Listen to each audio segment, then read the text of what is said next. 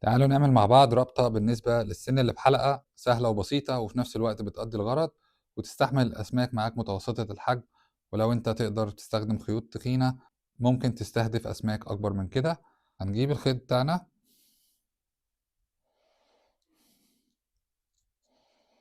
هندخل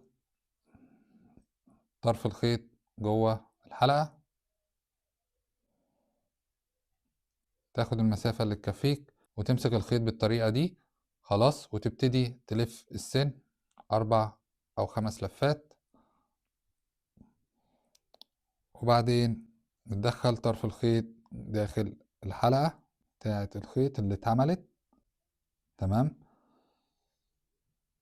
تمسك الخيط هيتكون عندك العقدة دي، هتبل الخيط كويس وتبتدي تشد الخيط الأساسي اللي جاي من البقرة،